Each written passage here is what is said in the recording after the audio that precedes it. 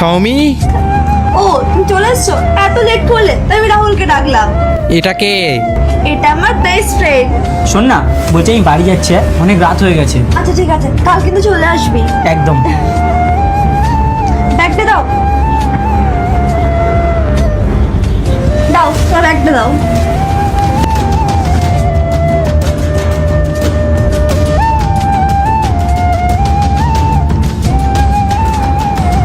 শুভ, আমরা আসলাম। আসছি মানে? কোথায় যাচ্ছ? আমরা একটা মুভি দেখতে যাচ্ছি। মুভি দেখতে? কোথায়? আমাকে তো বললা না একবারও। আরে তোমাকে বলতাম কি হবে, তুমি মিটিং করছিলে সেই জন্য বলিনি। আরে মিটিং তো আমার শেষ হয়ে গেছে, একবার বলতে পারতে। দেখো তুমি সবসময় কাজে ব্যস্ত থাকো, সেই জন্য বলা হয়নি। রাহুল আর আমি চললাম, আর তুমি ডিনার করে শুয়ে পড়ো, আমার একটু ফিরতে ফিরতে লেট হবে। চল।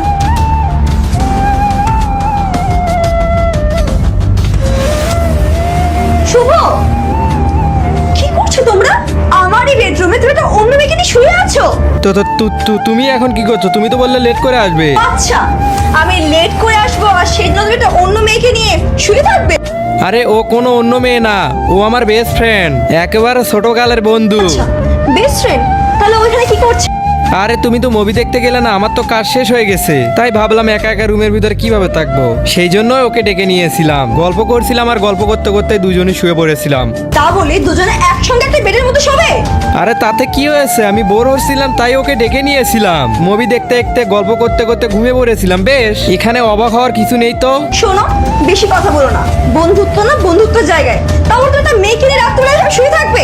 আমার একটা বেশি বুঝিও না। আজকে আমি দেখবো তোমরা আল্লাহকে কতটা ভালোবাসো। তোমরা যদি আল্লাহকে ভালোবেসে থাকো তাহলে ভিডিওটি লাইক করে চ্যানেলটি সাবস্ক্রাইব করে দাও। আর তোমরা যারা লাইক সাবস্ক্রাইব করবে না তাহলে আমি বুঝবো তোমরা শয়তানকে পছন্দ করো। সব বুঝতে পারছি কি চলছিল এখানে। একটা মেয়ের সাথে একটা ছেলের না কোনো বন্ধুত্ব সম্পর্ক হতে পারে না।